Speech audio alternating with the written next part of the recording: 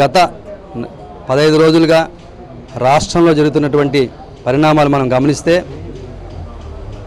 నా 30 సంవత్సరాల రాజకీయ జీవితంలో నేను చాలా నిజాయితీపరుణ్ణి, నేను నిప్పు, నేను ఎటువంటి తప్పు చేయలేదని చెప్పుకుంటూ వస్తున్నటువంటి ఈ యొక్క చంద్రబాబు నాయుడు గారు ఈరోజు చాలా స్పష్టంగా మరి నగ్నంగా చెప్పాలంటే ఓపెన్గా మరి ఆయన రేవంత్ రెడ్డి విషయంలో ఓటుకు నోటు వ్యవహారంలో దొరికిపోవడం, ఆయన వాయిస్ మరి ఆయన ఫోన్లో మాట్లాడినటువంటి ఆడియో టేపులు ఈరోజు టీవీలో బహిర్గతమైతే కూడా ఇప్పటి వరకు కూడా ఆ ఆడియో ఉన్నటువంటి వాయిస్ నాది కాదు అని చెప్పే ధైర్యం లేదు మీకు.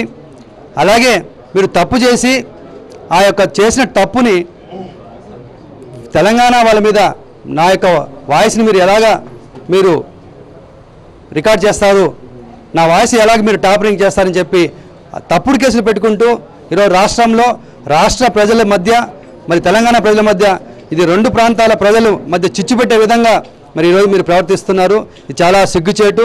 ఇంత రాజకీయ జీవితం మీరు చేసి ఈరోజు మీరు ఇంత ప్రత్యక్షంగా దొరికినప్పటికి కూడా దాన్ని ఒప్పుకోలేని పరిస్థితిలో మీరు ఉన్నారు.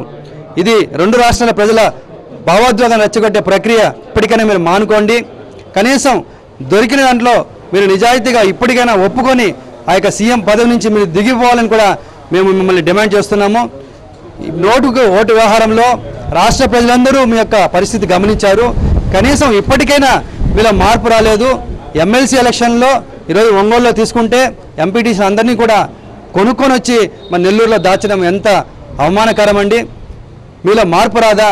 ఎలక్షన్ల ముందేమో నేను అన్నీ మారిపోయాను, నిజం మారిపోయిన వ్యక్తిని మీరు ఆ రోజు చెప్పారు. కానీ గెలిచిన తర్వాత చూస్తే మీలో ఏమాత్రం కూడా మార్పు లేదు.